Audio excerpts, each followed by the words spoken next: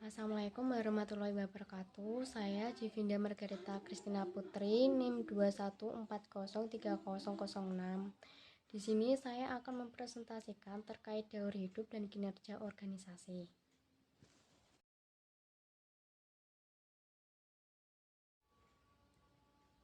Yang pertama ada daur hidup organisasi. Sebagaimana sebuah organisasi memiliki daur hidup. Daur hidup organisasi adalah tahapan-tahapan yang pasti dilalui oleh sebuah organisasi mulai dari awal hidup hingga matinya organisasi tersebut. Setidaknya terdapat 4 tahapan dalam daur hidup organisasi, yaitu yang pertama tahap kelahiran, yang kedua pertumbuhan, yang ketiga penurunan, dan yang terakhir kematian.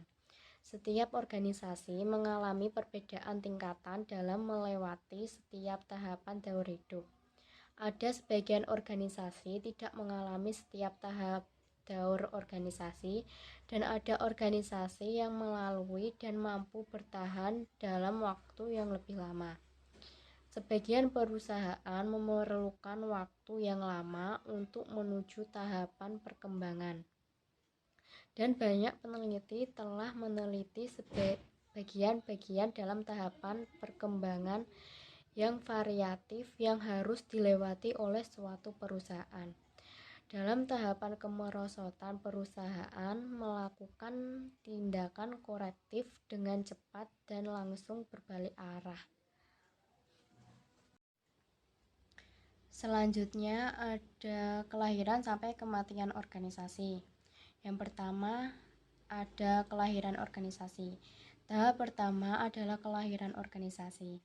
Lahirnya sebuah organisasi terjadi oleh adanya sekumpulan individu yang bergabung dengan memanfaatkan kemampuannya untuk mempunyai tujuan tertentu. Pada tahap ini, organisasi bisa saja terus tumbuh dan berkembang dan bisa saja langsung mati. Hal ini tergantung pada komitmen dan pengelolaan organisasi tersebut.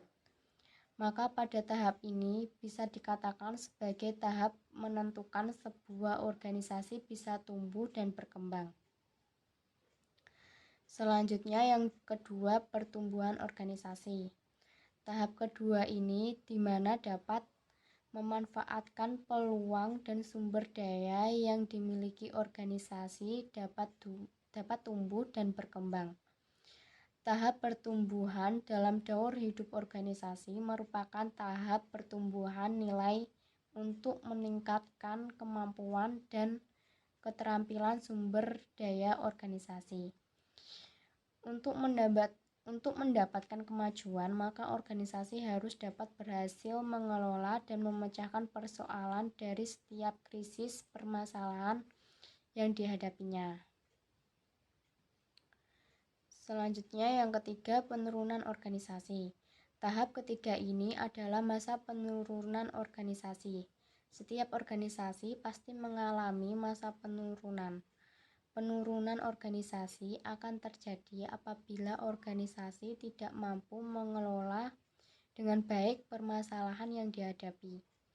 Tahap penurunan ini terjadi ketika mengalami kesalahan atau kegagalan dalam mencegah tekanan baik dari dalam maupun luar sehingga organisasi tidak dapat bertahan. Tahap penurunan organisasi diidentifikasi oleh William Wetzel dan Ellen Johnson ke dalam 5 tahapan, yaitu yang pertama blinded. Pada tahap ini organisasi tidak mampu mengatur permasalahan yang terjadi baik dari dalam ataupun luar organisasi. Hal ini terjadi ketika kurangnya pengawasan dan sistem informasi organisasi. Yang kedua, inaction. Pada tahap ini, organisasi semakin memburuk yang ditandai dengan pengurangan keuntungan atau pendapatan, namun pemimpin organisasi hanya melakukan sedikit pemecahan dari masalah yang dihadapinya. Yang ketiga, faculty action. Tahap ini kesalahan dari para pemimpin dalam memecahkan masalah. Permasalahan yang dihadapi organisasi semakin kompleks, sehingga pemimpin organisasi melakukan kesalahan dalam mengambil keputusan karena terlalu lambat dalam memutuskan suatu masalah. Yang keempat, krisis. Krisis dalam organisasi akan terjadi dan hanya perubahan yang bersifat radikal dalam penerapan struktur dan strategi organisasi yang dapat menghentikan penurunan yang terjadi pada organisasi sehingga organisasi dapat bertahan. Yang kelima, dissolution. Pada tahap ini, organisasi sudah kehilangan kepercayaan dari pihak yang berkepentingan, sehingga dapat mengurangi pasaran dan reputasi organisasi tersebut.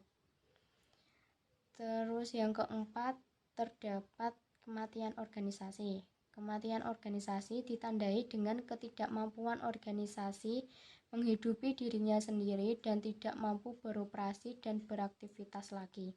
Pada tahap ini, suatu organisasi hanya menjadi kenangan masa lalu, karena organisasi selalu dilanda konflik, sementara pelayanan atau implementasi tujuan organisasi menjadi terabaikan.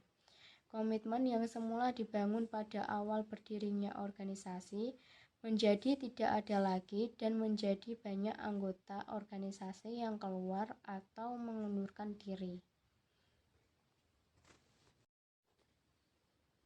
Selanjutnya, penilaian kinerja organisasi.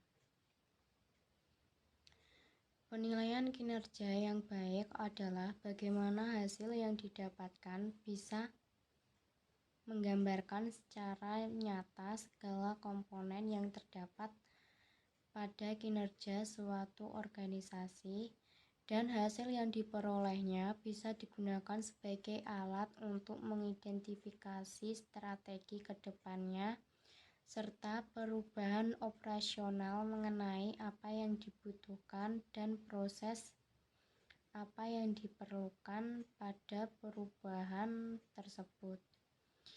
Menurut Mahsun, pengukuran kinerja dapat menyediakan dasar bagi organisasi untuk menilai, yang pertama, bagaimana kemajuan pada sasaran yang telah ditetapkan. Yang kedua, menunjukkan bagaimana kegiatan mendukung tujuan organisasi. Yang ketiga, menentukan tindakan yang tepat untuk meningkatkan organisasi. Yang keempat, membantu dalam membuat keputusan dan langkah inisiatif. Tujuan dari adanya penilaian dari sebuah kinerja organisasi pada dasarnya mengacu konsisten suatu organisasi tersebut. Dengan adanya penilaian kinerja, suatu organisasi dapat memahami sejauh mana semua bagian bisa bekerja secara optimal. Maka dari itu, organisasi bisa mengetahui bagian tertentu yang perlu diperbaiki sehingga dapat menghasilkan output yang maksimal. Menurut Alwi, penilaian kinerja berfungsi untuk menentukan beberapa hal, yaitu yang pertama, hasil penilaian digunakan sebagai dasar pemberian kompensasi. Yang kedua, hasil penilaian digunakan untuk melihat prestasi yang dicapai individu. Yang ketiga, hasil penilaian digunakan untuk melihat kelemahan individu yang menghambat kinerja.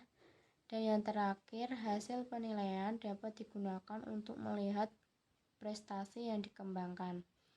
Salah satu cara untuk mengetahui peningkatan kinerja suatu organisasi adalah dengan melakukan penilaian kinerja kepada karyawan. Penilaian kinerja perlu dilakukan karena yang pertama, penilaian kinerja sebagai wadah bagi manajer dan karyawan untuk melakukan introspeksi diri terhadap tingkah laku di dalam organisasi. Yang kedua, penilaian kinerja sebagai bahan pertimbangan untuk melakukan pelatihan demi peningkatan kinerja karyawan maupun organisasi. Yang ketiga, penilaian kinerja dapat menjadi acuan dalam menghadapi persaingan bisnis pada lingkungan pekerjaan. Penilaian kinerja dapat dijadikan sebagai evaluasi yang dapat memberikan pengaruh yang positif untuk menambah nilai mutu kinerja organisasi dengan harapan agar terciptanya peningkatan kualitas kinerja organisasi serta peningkatan produktivitas dan profit organisasi atau perusahaan. Sekian penjelasan singkat dari materi yang saya paparkan tadi terkait daur hidup dan kinerja organisasi. Kurang lebihnya mohon maaf. Wassalamualaikum warahmatullahi wabarakatuh.